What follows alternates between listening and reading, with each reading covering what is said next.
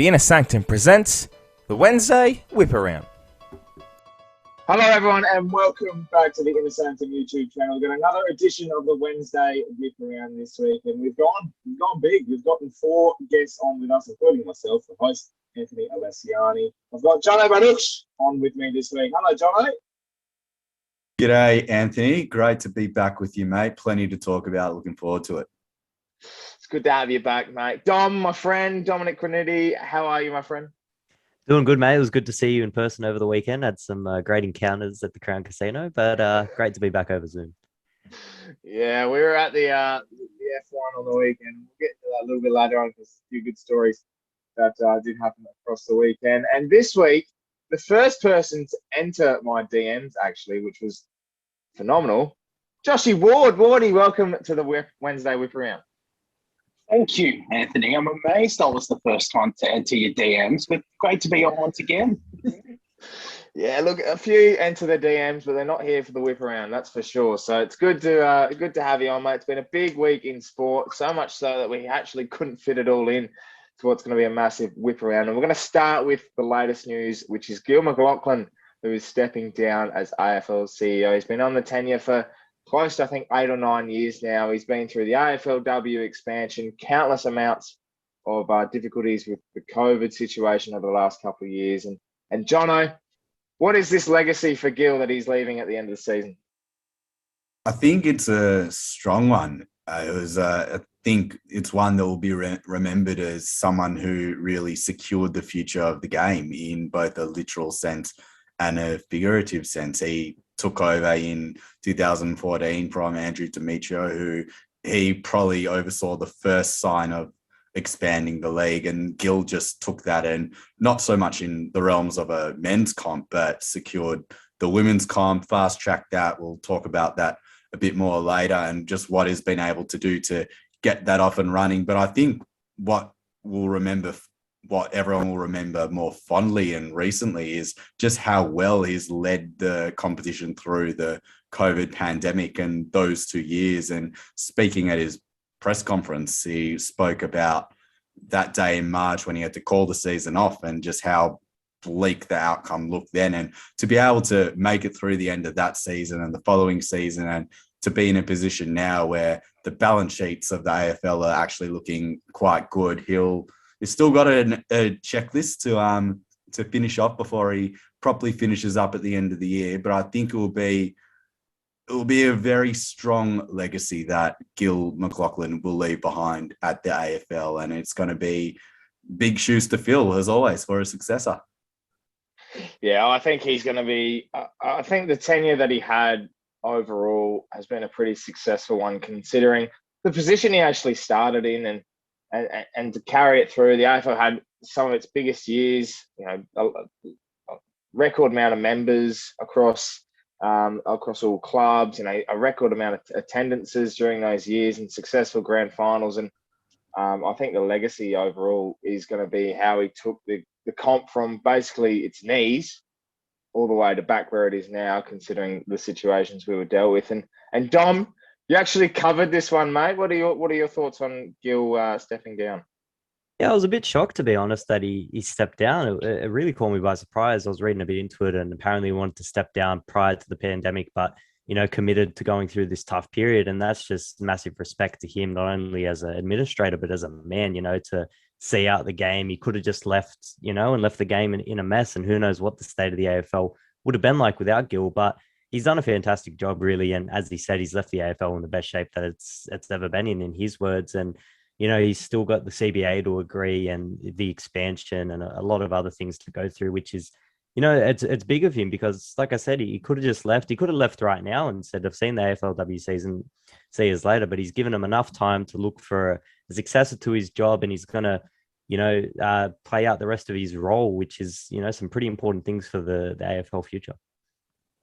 And Wardy, your thoughts on this? Because there's so many candidates I can think of that could possibly step up at the end of the season. But what are your thoughts on Gil stepping down?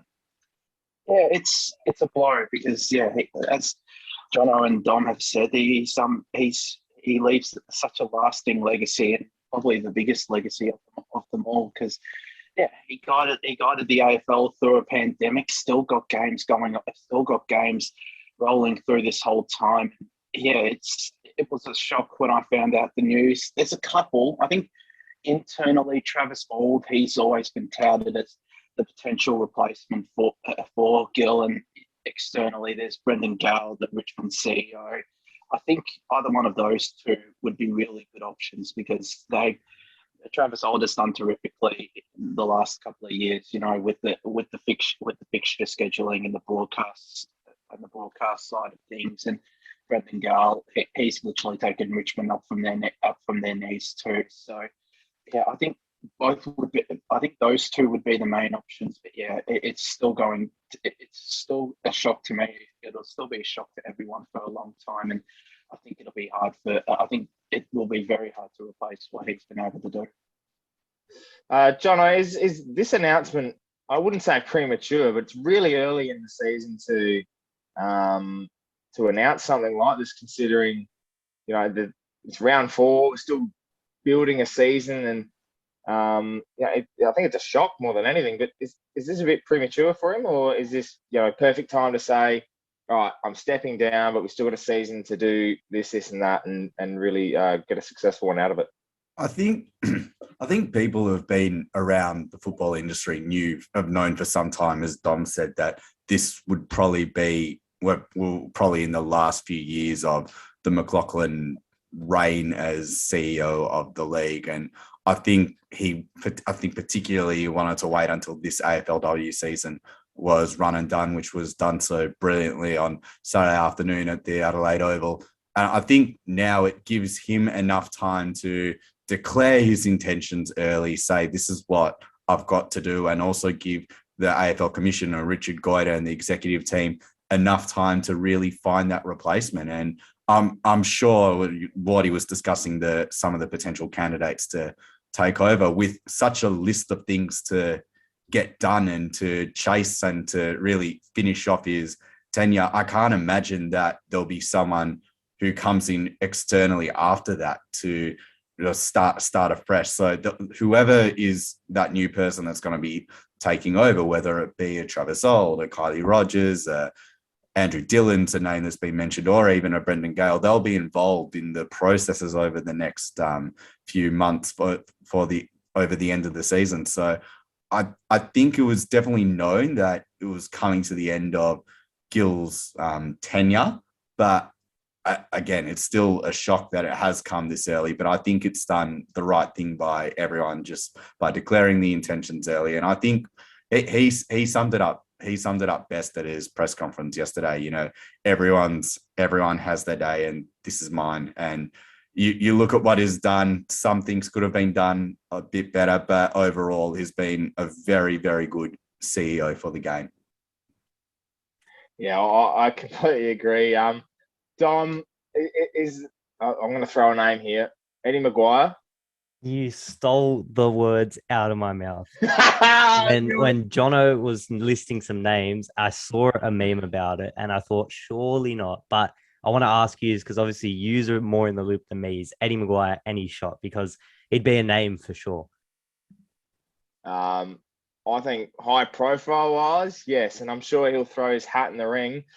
There's the Port Adelaide supporter in me that says, please to God, no, because I know what he will shut down first and foremost.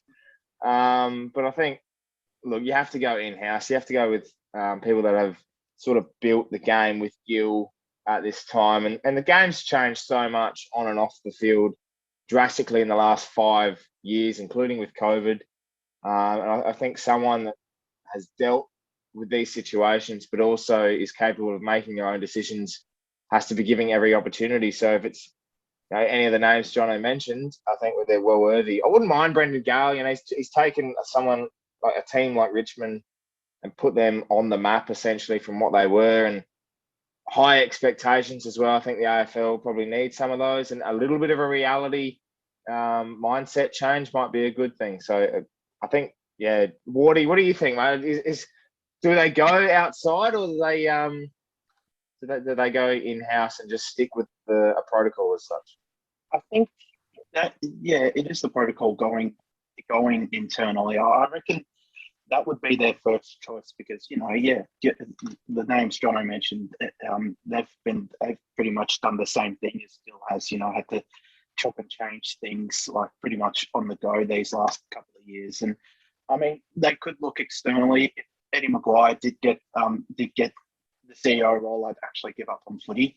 That's how much I would hate him being. That's how much I would hate him being the CEO of the AFL. But I think, Brendan Gale would be one they looked at externally. There was one from the Bulldogs as well, potentially. But I think it most likely will be internally. But I won't be surprised if they look externally. What do you think, John? Yeah, I think you can put a line through Eddie Mcguire being the CEO of the AFL. I think he's got too big a fish to fry there. As I said, I think it will come from internally. I think one of those names on the exec team, so either Travis Old, Andrew Dillon, Kylie Rogers, a woman will definitely be involved in the interviewing process, which is right. There's some extremely capable and talented women inside AFL House and on that executive too. So they'll all be sure to get a look in, but I'm sure that as this promotion was that Gil got, this one will come from inside as well. Yeah, I think whatever decision they make, they have some time to make it. So it's going to be interesting to see how it pans out. But boys, the legacy that Gil made, a part of it is the AFLW, and we saw the grand final on the weekend. 16,000 people. The Crows got the job done over the D's. Was it, Jono? Was it a successful AFLW grand final? Do you think?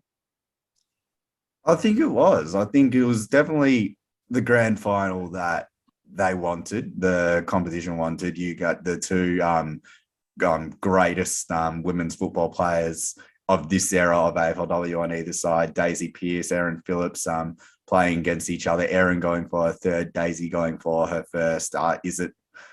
Would it be Daisy's last game? Is it Erin's last game at Adelaide? Which we probably think it is from everything that we're hearing and all the whispers, which we'll get to in a minute, Anthony. I'm sure you're going to be very excited to talk about that. But I think it definitely was a successful season. Wardy, you've watched it a hell of a lot closer than anyone else. The standard keeps rising every year. Was it how big was this season of AFLW? I think it was massive. It was, the standard, it keeps getting better and better. I've only watched bits of it before this year, and this year I was glad I really started to watch because the standard was just such a high quality, and the only way is up. The only way is up now, I reckon, especially now with the 18 clubs that are set to play, potentially late this year. It was just so good to see such competitive footy week in, week out, and so much quality across the board. It was a terrific season, and it culminated in a great grand final on Saturday, which I wish I was watching. I would have loved to have been on in an evening or something like that. But it was still a great way to end the season with as you said, John, two of the greats of the AFLW playing against each other, battling it out for ultimate glory, and couldn't have scripted a better ending, especially if you're a Crows fan. Yeah, and at the Adelaide Crows, 3 grand finals, three grand final wins, I think it is now for them. 4 grand finals in total. It's a great success for them. And I did mention the crowd of 16,000 before. And Dom, you're at the MCG Saturday night for a different game, Richmond versus the Bulldogs, which we'll get to in a sec. There was calls earlier in the week for a move to the MCG for the AFLW grand final. I don't think those were taken too seriously, but do you reckon the atmosphere might have been different at the MCG if it was there on Saturday? 100%. Like it's not only the crowd being there, it's just the venue. It's so iconic. You look around and you think of some of the most, memorable moments in Australian sporting history have been played at the MCG, and you could have added one more. So, I wouldn't have been too worried about the crowd figures there, just kind of bringing it there and giving a proper legacy as a grand final host, the MCG. Yeah, I'm not potting the crowd, by the way. I'm just, there's a couple of calls of concern, and it was just interesting to see, but it's still a successful day, Jono, and I think the legacy of the Adelaide Crows now is in folklore for years to come with 3 grand final wins. Absolutely. And I guess for them now, they just hope that they'll be able to keep that group together to make more magic and memorable moments. But you just look at the system and the culture that they've built, and it's going to come down to who they can keep and how much of that group they can hold together. And you mentioned how much of that group can stick together. The expansion comes at the end of this year with a few new teams coming through. One of them, Port Adelaide. Aaron Phillips could be on the way out. You don't know, but they announced their coach as of Tuesday, which is Lauren Arnell, a terrific woman who's going to lead Port Adelaide to a victory next year, I'm hoping. Give us your thoughts on this appointment. I think it's a very good appointment. Anyone who's watched women's football and have seen the way that Brisbane Lions are built and just the way Lauren Arnell's been in and around not only women's football, but men's football as well. She's got great football acumen. She becomes the first AFLW player to go on and become an AFLW coach. So she was there leading the Blues out on opening night of AFLW, and now she'll become the first retired player to step into the head coaching chair. So it's a significant appointment from Port Adelaide. It's a great appointment as well. And you would know, being a Port supporter, Anthony, the club said when they were granted the license, they wanted to get the women involved in the big positions, footy manager, head coach, and list manager, and they've gone and done that. So kudos to Port Adelaide, and they've got themselves a very, very good coach. And I wonder who she's going to bring with. Yeah, there's a few names coming up from what we're hearing, but I won't put any speculation out there just yet. I think we'll just wait for a few announcements that will come soon. But I think Port Adelaide could have been in the AFLW, I think, 2 years ago, but they haven't rushed the system they've put in place, and they've built it from the ground up with the whole ground developments. The girls are going to be playing at Alberton Oval, which is cherished with history, and I think it's just going to be a beautiful culture to be a part of as a supporter, but also part of the group too. So I'm looking forward to seeing what else is announced. But Wardy, I just wanted to ask you, out of the expansion teams, does the AFLW dynamic, I guess, the landscape of it, does it change now that there's going to be 18? I think it will. It could have a lasting impact. It will be different. It'll be a lot different from what it was, when it started out. There's only a select couple of teams playing in the AFLW, but now I think it will be different. Will we see a couple more extra rounds, a longer season? Maybe that might be something that changes now. How well they recruit these teams and who they can bring in. We've seen already a couple of announcements as well from different teams. But yeah, it's going to be definitely a different dynamic, and hopefully it's a good one.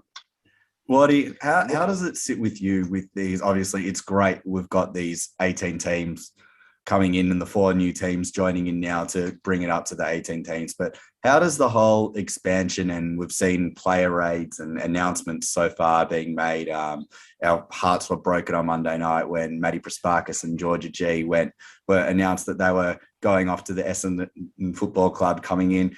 How does it sit with you that these 4 teams that can come in who had relatively little interest in joining the AFLW when it first came in 2017, and again with the first layer of expansion when they pretty much said, no, we've got other things to worry about, and now when they do come in, they can just sit back and take whichever players they want by offering them exorbitant amount of money. Take the blue heartstrings out of it. How does it sit with you? I like I'm very happy that there's now the full quota of 18 teams. It is, it's a bit disappointing that they can, basically steal players from these different clubs. Maddie Prasparkas and Georgia G, my heart will be broken for a very long time now after those 2 departed. But yeah, it's it's both good and bad. I'm not the biggest fan from sort of not the biggest fan of them stealing players from different clubs, but it's just great that they they get to finally have 18 teams after only a couple of seasons. If it was, I reckon, I would have thought at the start of it would have taken a lot longer for this expansion to grow. But yeah, it's I like it. I'm not the biggest fan of them stealing of getting players from different clubs, just offering them big money contracts. But yeah, it's I'm just glad that they've managed to get these 18 teams up now. Yeah, I think it will be a successful season. It's going to be the biggest season yet. And I think it might be the biggest chance the AFLW do get to really rival the men's competition. An earlier start has been set in stone, I think. So it's going to be interesting to see the different layout the AFLW goes for. And Jono, just one final word on it. Can we expect something out of the ordinary, I think, from the AFL to change the whole situation for the AFLW now, or does it just continue on with a few extra teams? Well, I think it's pretty much confirmed that we will be getting the August start. No communication officially from the AFL in terms of when the trade periods are going to be and when the draft is, and then when we have a start date. But everything that you're hearing is it's going to be a season run from August to September, which you'd hope naturally will give you a few extra rounds so you can get to a situation where in a few years' time where hopefully we can get to everyone playing everyone once and we can really build that season, make the girls full-time athletes and give them what they want. But it's a road to get there. And let's not forget that AFLW was really meant to start in 2020. It was just fast-tracked quite a bit by Gil McLachlan, and 6.5 years in from nothing, we've got 18 teams in. So it's great. It's a landmark moment for the game. And again, as you said, Anthony, it's going to be the biggest season that we've had. And surely it will come with a changing landscape again, which is good. It can only be good for the game. And speaking of expansion, Dom actually expanded his horizon and watched some AFL on the weekend. He attended the Richmond versus Western Bulldogs game. And before we move on to what we attended, Dom, on the weekend, just talk us through Shai Bolton's goal, mate, because you've been talking about it for 70 straight hours, mate. I just want to hear your thoughts.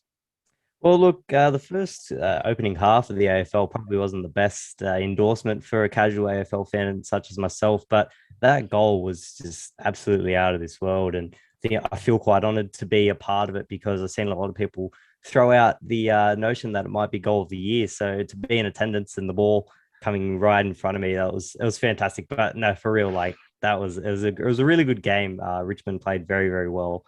And yeah, that goal just kind of highlighted it. So yeah, I'll definitely be back if I'm in Melbourne anytime soon. We were in Melbourne for the Formula One on the weekend. It was a record-breaking sporting event with the highest ever attendance for an Australian sporting event. Formula One continues to rise in Australia in particular and around the world with Drive to Survive and everything that F1 are producing. And Dom, I wanted to ask you, does this weekend for Formula One in Australia really put a stamp on how popular it's become around the world? Yeah, it was incredible. The amount of people I know that hadn't known about Formula One up until last year, I feel like everyone kind of watched Drive to Survive in their lockdown binge. And I had about 10, 15 people I knew down there that was their first ever event that they've been to live, and they'd only been watching the sport for a couple of months. So, I mean, you're seeing the side of just McLaren, Daniel Ricciardo hats just everywhere. There was probably about 100,000 of them, and you could tell everyone was probably there because of Drive to Survive. And I hope that message goes to the FIA to keep Australia on board, because there's a lot of rumours that, the drivers aren't the biggest fans coming down to Australia in round 3, and Bahrain might have a bit too much money keeping it on as the opening race. So I hope the FIA, looks at that and keeps Australia on, because there's a massive fan base and there's a big appetite for Formula One in Australia. Which is amazing considering a few years ago, people were calling for Formula One to just be cut off because the racing was poor. It was very one-sided. One team was dominant.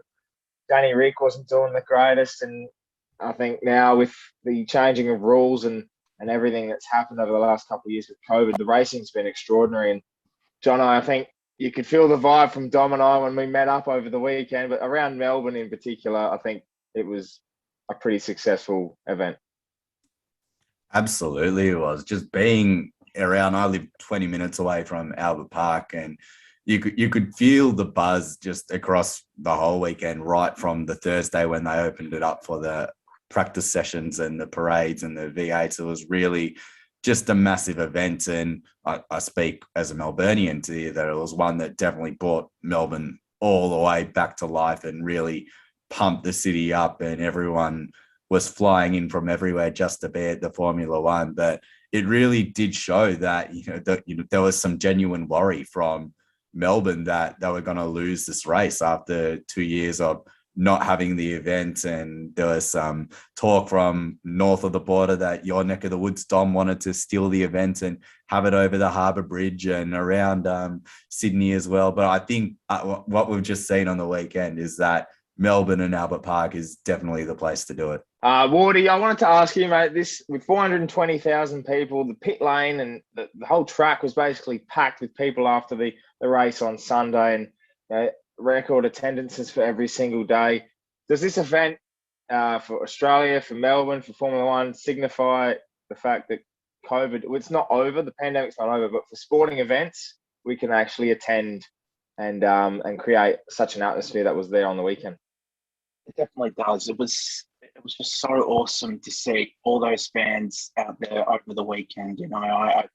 I'm one of those guys who got into it during the pandemic, not mainly because of Drive to Survive, but because I wanted to learn a lot more about it. And yeah, I wish I was there, but it was just so awesome to see on the TV how many people were there. It was one of the biggest sporting event in Melbourne in the last couple of years. And yeah, not only does it pretty much end any worry about any worry about COVID hitting or pretty much COVID ending, but it signifies that Melbourne really is the sporting capital of the world, because yeah, you don't get crowds like that any day in any other city. So it's just so great to see the amount of people flocking through the gates from Thursday to Sunday. And yeah, I'm glad I got to witness it.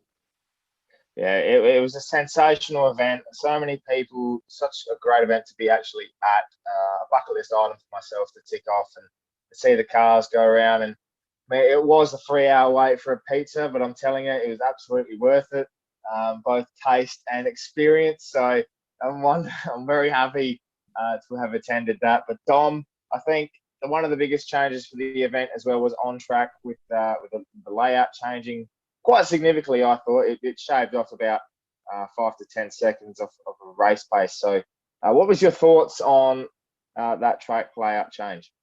Just shortly before I get to that, I would like to say as well, the lines were absolutely ridiculous. I did wait almost 45 minutes for a hot dog, and the bathroom lines are about 20 minutes as well. So if anyone from the Melbourne Grand Prix organization is watching this, please fix that for next year. But on track, it was fantastic. We've seen so many overtakes just on the straight without DRS, and it was a really good sign. Obviously, when the Jeddah track was announced as the fastest street track in the Formula One calendar, Melbourne kind of took that personally and changed it up. And all the drivers were, saying it was so fast and it was really good, especially the V8 drivers. I know the drivers have a lot of complaints about the sun, which is like, get over it. Don't come to Australia if you don't want the sun. But it was fantastic to see, a bit of extra racing and so much more pace. My neck was almost broken sitting on the straight, going left to right, trying to catch up with the cars. It was really good. Yeah, and I think the best part about it was we heard a few of the drivers say that they wanted it to be the season opener. Australia, I think, is one of the most, like Melbourne in particular, obviously with the track, but it's the most picturesque track on the calendar. And this probably signifies, one, it should be the opener, and two, Australia should have more Grand Prix.